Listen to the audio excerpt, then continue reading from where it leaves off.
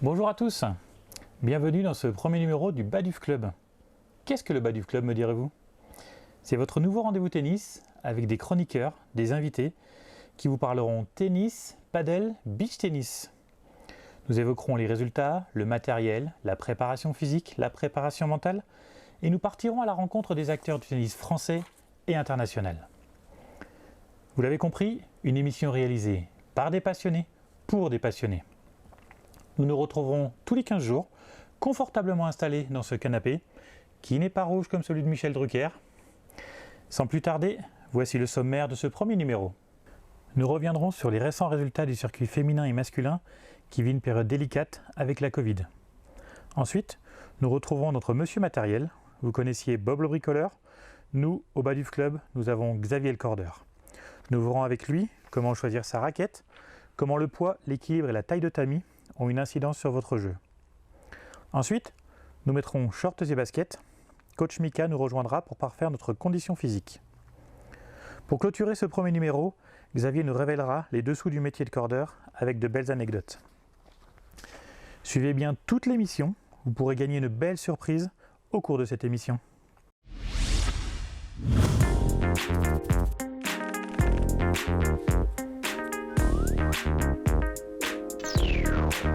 L'ATP Cup, compétition par équipe, se déroule à Melbourne, Covid oblige.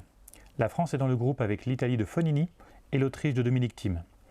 La France ne peut plus se qualifier après sa défaite 2-1 contre l'Italie. Il reste une rencontre à jouer, demain contre l'Autriche, mais pour l'instant, la compétition est suspendue suite à la découverte d'un cas de Covid dans l'hôtel des joueurs. La première levée du Grand Chelem, l'Open d'Australie, qui a été décalée à cause du Covid, se déroulera du 8 au 21 février. La préparation des joueurs et joueuses a été particulière avec un confinement de 15 jours à leur arrivée en Australie. Sortie de la chambre interdite, sauf pour un entraînement limité. Nous y reviendrons en fin d'émission avec notre jeu. Chez les femmes, 2 WTA 500 pour préparer l'Open d'Australie, le classique de la vallée de Yarra, le trophée Gippsland et le trophée Grand Pians. Caroline Garcia perd en 8e de finale du Gippsland Trophy face à la Belge Elise Mertens 7-6, 6-3. Chez les hommes, Corentin Moutet et Jérémy Chardy sont en 8e de finale au Murray River Open. Quant à Pierre Hugerbert, il s'est quant à lui incliné au deuxième tour du Great Ocean Road face à Jordan Thompson. Rappelons que pour l'Open d'Australie, les qualifications se sont déroulées du 10 au 13 janvier à Doha pour les garçons et à Dubaï pour les filles. Chez les Français, Quentin Alice s'est qualifié chez les garçons et Clara Burel et Chloé Paquet chez les filles. Sur le circuit ETF, Harmony Tan chez les filles remporte son 7e titre à Andrézieux-Boutéon. Elle intègre pour la première fois le top 200. Chez les garçons, Arthur Rinderknecht s'est imposé au Challenger d'Istanbul face au Français Benjamin Bonzi, qui la semaine suivante a enchaîné une demi-finale à Quimper. Matteo Martino s'est quant à lui incliné en finale du futur de Bressuire.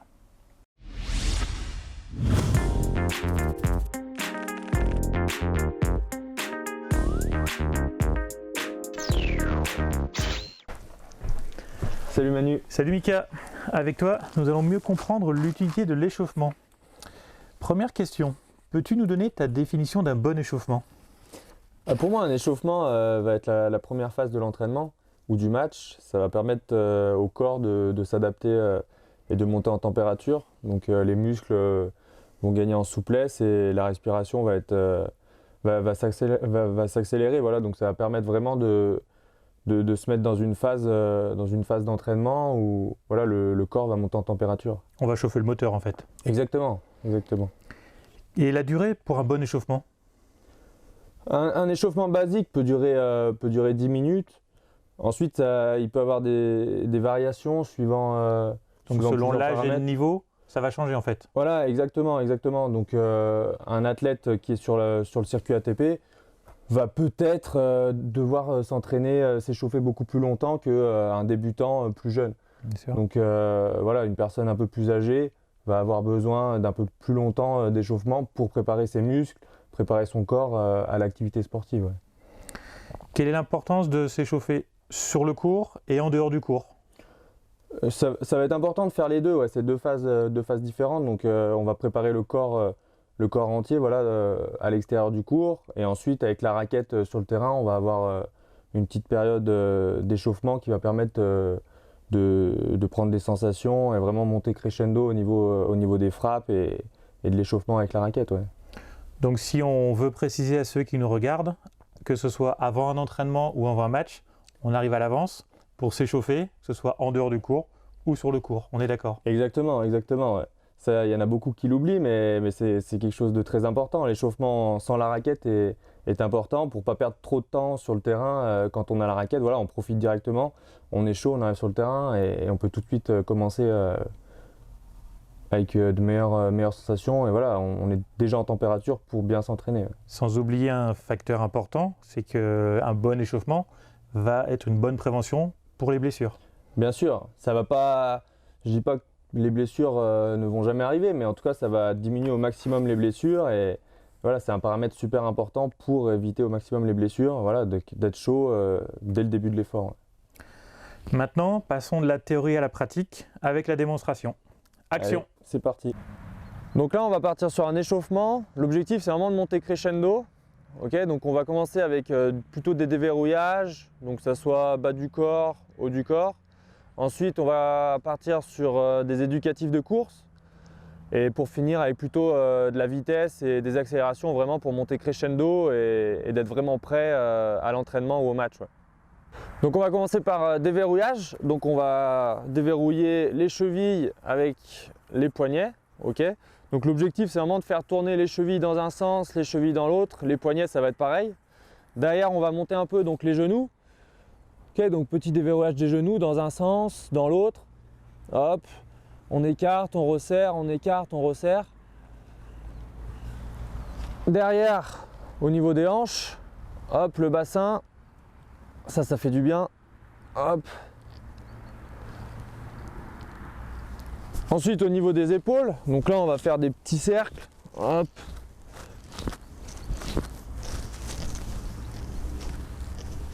Et au niveau de la tête, tout ce qui est en haut, hop, on fait des petites rotations de la tête. L'objectif c'est vraiment crescendo de monter en température. Donc ça c'est des déverrouillages. Hop, avant, arrière. Petit étirement. Voilà. Ça c'est vraiment pour se mettre en température avant de commencer les éducatifs de course. Hein. Donc là on va partir sur les éducatifs de course. Donc vraiment pour pas en oublier, on va se concentrer, on va commencer par le bas et monter vers le haut. Ok, donc on commence par les mollets. Donc là l'objectif c'est d'être jambes tendues, hop, et de remonter la pointe des pieds, vraiment, à chaque fois, hop. Et là je fais pareil dans l'autre sens, je mets bien des bras, les bras ils bougent avec moi, hop, très bien. Derrière, on va commencer avec quadriceps, ok, donc talons fesses, hop, je mets de mes bras et je respire tranquillement. Hop, pareil dans l'autre sens. Voilà, le pied va taper contre la fesse. Ensuite, ici au jambier, donc ce qui est derrière la jambe, avec des montées de genoux. Donc là, je reste bien droit. Hop, et je monte les genoux.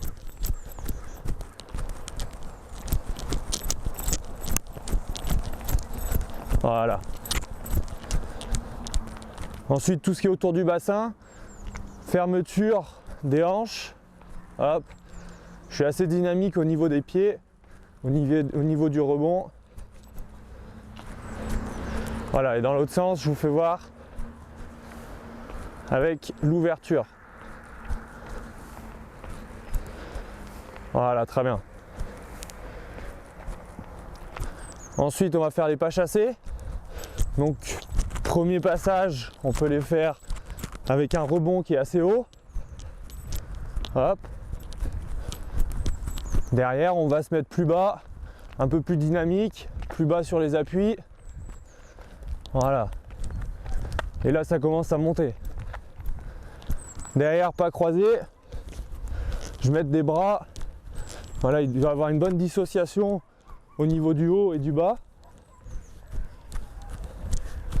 Voilà, là c'était lent. Maintenant, l'objectif, c'est d'aller chercher un peu plus loin à chaque fois et de faire des plus grands pas. Ah ben, on termine l'échauffement des éducatifs avec l'échauffement des bras. Ok, donc vraiment, on finit pour être prêt derrière à faire un peu de vitesse et de prendre la raquette. Hop, on fait des cercles. Donc là, pour finir l'échauffement, ça va être d'être plutôt en vitesse et vivacité, accélération. Donc là, vous pouvez le faire avec une échelle de rythme ou pas. Donc là, l'objectif, c'est vraiment d'aller vite avec le pied. Hop, dans un sens, dans l'autre. Voilà. Derrière, je vais être prêt pour jouer là. Donc là, ça va être des accélérations progressives. Donc plutôt jambes tendues au départ. Hop, et j'accélère progressivement. Je fais pareil dans l'autre sens, jambes tendues. Et j'accélère progressivement. Hop, et pour finir l'échauffement, on part sur 6 sprints, vraiment des sprints. Hop, j'accélère, des sprints de 10 mètres, pas plus. Hop, j'accélère. Voilà, très bien. Et là, je pense que je suis fin prêt pour rentrer sur le terrain avec la raquette et d'en découdre. Merci Mika pour cette première de la rubrique bien-être dans le Baduf Club. On se retrouve sur un prochain numéro. Merci à toi Manu, à bientôt. Salut.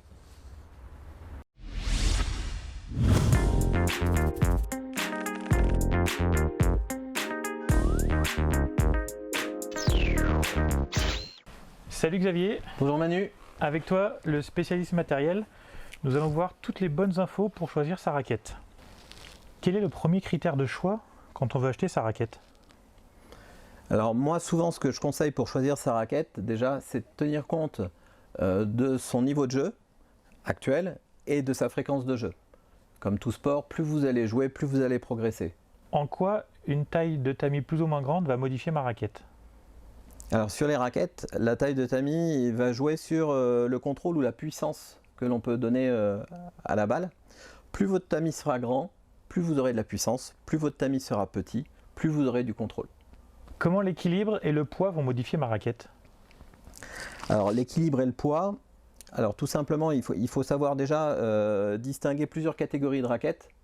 On a des raquettes dites ultra légères en dessous de 270 grammes, des raquettes intermédiaires entre 285 et 270 grammes et des raquettes dites plus lourdes qui vont être à partir de 290, 300 grammes et plus. En fait aujourd'hui le poids n'est pas visible, l'équilibre oui, mais en fait c'est deux notions qui sont étroitement liées. Le poids et l'équilibrage d'une raquette sont vraiment liés. Plus la raquette sera légère, généralement plus vous aurez des équilibres légèrement en tête. Plus la raquette sera lourde, plus l'équilibre sera ramené en manche. Pour une simple raison en fait, le poids de la raquette va générer de la puissance aussi dans la balle. Plus on a la raquette lourde, plus on va mettre de poids dans la balle et donc plus on va générer de puissance. Une raquette très très légère donc sera très maniable, manquera un peu de poids et donc on va ramener l'équilibre en tête pour pouvoir générer un peu de puissance. A l'inverse, une raquette qui sera beaucoup plus lourde, donc beaucoup plus puissante naturellement, on va ramener cet équilibre un petit peu vers le manche pour pouvoir avoir de la maniabilité. Donc si on veut résumer, quand je vais acheter ma raquette, je vais jouer sur un subtil calcul entre le poids et l'équilibre pour que ça me corresponde personnellement. Exactement. Alors le mieux c'est de faire confiance quand même à son moniteur de tennis, de faire confiance à son spécialiste tennis quand vous avez la chance d'en avoir un dans votre ville, qui va vous conseiller au mieux et de savoir un petit peu ce que vous recherchez dans une raquette. Un joueur va chercher à rendre son jeu homogène. Quelqu'un qui manque de puissance va chercher de la puissance. Quelqu'un qui a un jeu très très puissant, généralement, va plutôt chercher du contrôle. Donc là, votre spécialiste en magasin saura vous aiguiller vers les raquettes les plus appropriées. Très bien. Les raquettes des pros que l'on voit à la télé dans les tournois du Grand Chelem sont-elles les mêmes que celles que nous pouvons trouver dans le commerce et sinon, qu'est-ce qui change? Alors au niveau du moule, ce sont les mêmes raquettes au départ, mais les pros ont recours à la customisation ou à la préparation des raquettes, donc qui consiste généralement à alourdir leurs raquettes. Alors les pros vont jouer plus lourd pour une simple raison, ça joue plus vite, ça serre très fort. Il faut juste imaginer que à plus de 200 km/h au service, si vous essayez de renvoyer la balle avec une raquette ultra légère à 270 grammes, vous n'avez aucun contrôle, la raquette ne garde aucune stabilité à l'impact. Donc ce poids permet d'avoir quand même plus de stabilité, plus de poids dans la balle, une raquette plus performante. Fatalement, le fait d'alourdir ces raquettes va rendre la raquette plus exigeante. Donc là, il y aura une subtile recherche aussi. Donc les pros alourdissent leurs raquettes d'une part pour faire en sorte d'avoir un jeu de raquettes identique. Un joueur professionnel qui aura 6, 7, 8 raquettes dans son sac doit pouvoir changer de l'une à l'autre et toujours récupérer une raquette neuve mais identique à la première. D'accord. Voilà. Donc là aussi, c'est encore un subtil calcul avec des choses qui vont vraiment être personnelles pour le joueur. Oui, alors la customisation, c'est vraiment on personnalise le matériel pour le joueur.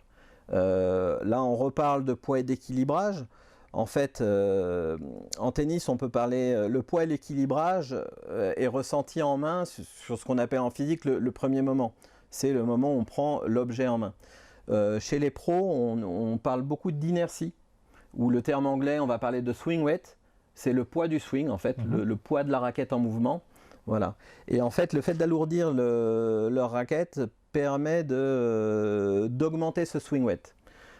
Plus le swing weight ou l'inertie est augmentée, plus la raquette va développer de puissance. Après, chaque joueur a une morphologie différente, a une musculature différente, a une force différente. Il faut juste penser qu'une raquette qui serait lourde et très équilibrée en tête pourrait rapidement devenir injouable. Donc le but, c'est de trouver le bon compromis pour le joueur, d'avoir la raquette la plus performante possible, avec une balle qui sort bien du tamis, mais en gardant beaucoup de maniabilité, de manœuvrabilité pour le joueur. Merci Xavier, je crois que c'est plus clair pour les gens pour pouvoir acheter une raquette qui correspond vraiment. On se retrouve sur une prochaine émission pour parler du cordage, que l'on peut qualifier comme moteur de la raquette. Tout à fait. Merci Manu.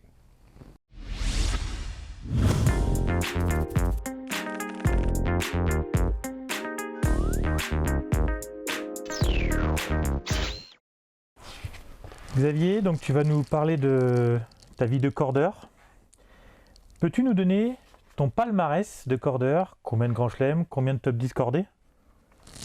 Alors, les grands chelems, j'en ai fait 14, 12 Roland Garros et 2 Australian Open, une soixantaine de tournois professionnels en tout, et je dirais 6 ou 7 top 10 cordés. Comment devient-on cordeur? Alors, pour ma part, c'est un petit peu particulier, parce que c'est pas un métier qu'on rêve de faire quand on est tout petit. Et en fait, je suis arrivé au cordage par passion du tennis. Donc voilà, mon sport de prédilection m'a amené vers ce métier. Et voilà, j'ai découvert le métier de cordeur. J'ai commencé à corder en magasin, puis en tournoi. Et voilà. Peux-tu nous décrire la journée type d'un cordeur sur un tournoi du Grand Chelem?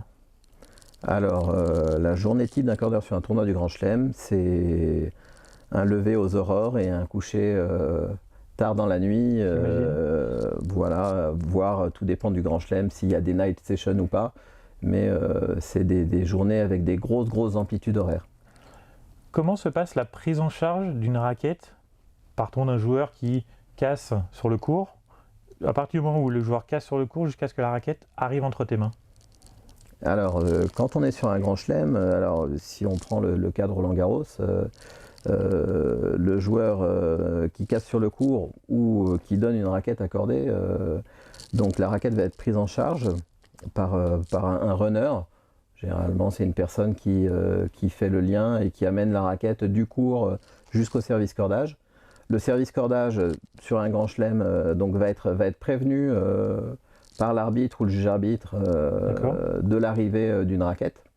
Donc, puisque dans ces cas-là, on parle de raquette express, c'est-à-dire que la raquette revient au service cordage pour être recordée sur le champ et puis pour repartir au plus vite sur le court pour le joueur.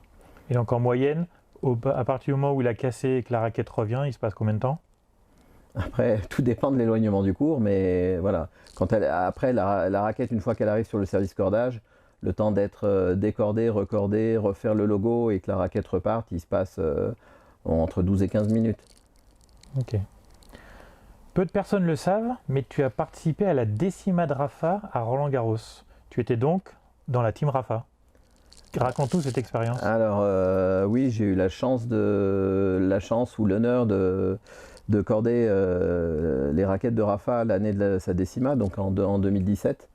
Alors malheureusement non, on ne peut pas dire que je fais partie de la team Rafa.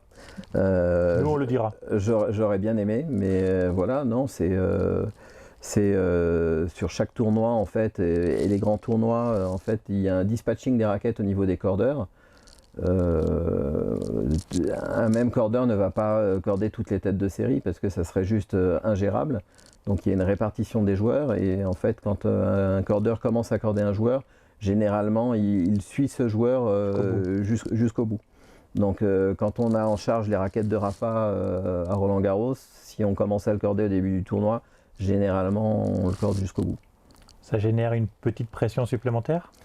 Alors la pression supplémentaire, alors dans le cas de Rafa, oui, quand c'est la première fois qu'on corde Rafa, ben voilà, on corde un top joueur qu'on n'a jamais cordé avant, donc en effet, il peut y avoir une petite pression supplémentaire au début. Et puis après, dans le cas de Rafa, c'est pas une pression supplémentaire parce que Rafael Nadal est un joueur très très organisé et en fait, c'est très simple de travailler pour et avec lui. Voilà. Et du coup, est-ce que tu étais en lien directement avec lui ou avec son team? Alors l'année de la décima, donc c'était un parti. Souvent on voit passer Rafael Nadal sur le service cordage en début de tournoi, mais sur un tournoi comme Roland-Garros, où la venue sur le service cordage nécessite de traverser les allées, de passer dans la foule. Dans ces cas-là, faut juste imaginer à Roland-Garros un Rafael Nadal et il ne s'amuse pas à passer dans les allées de Roland-Garros. Donc cette année-là, c'était essentiellement Carlos Moya qui apportait ses raquettes sur le service cordage. Peux-tu nous donner ton ou tes plus beaux souvenirs en tant que cordeur? Alors, je vais parler de deux souvenirs. Donc forcément, l'année de la décima de Rafa. C'était la première fois que je le cordais, c'était l'année de sa décima, c'était mon 10e Roland-Garros aussi. Donc là, forcément, c'est plein de souvenirs. C'était ma décima aussi. Voilà. Et puis le deuxième grand souvenir, le deuxième grand choc tennistique pour moi, c'est mon premier Open d'Australie en 2018. Raconte-nous. Alors là, c'est un choc culturel, c'est un long voyage. On arrive dans un tournoi, dans un grand chelem. Alors, l'Open d'Australie porte un petit nom. Le surnom de l'Open d'Australie, c'est le Happy Slam. Donc voilà. Et en fait, on arrive dans un endroit complètement dédié au sport, avec qui est situé dans un parc des sports, pas loin du centre de Melbourne.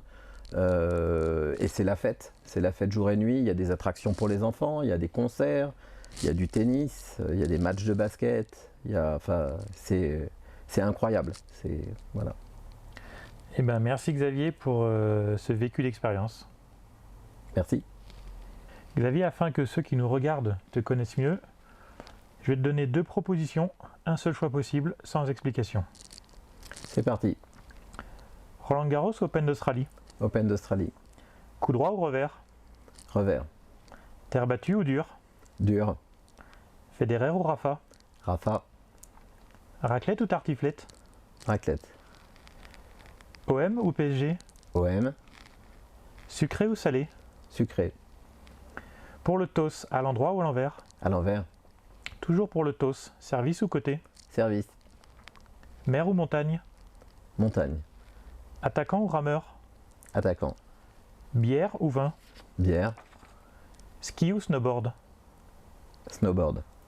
Indoor ou outdoor? Indoor. Couche-tôt ou fêtard? Couche-tôt. Monofilament ou multifilament? Multifilament. Livre ou internet? Internet. Avantage ou Noad? Noad. Instagram ou Facebook? Facebook.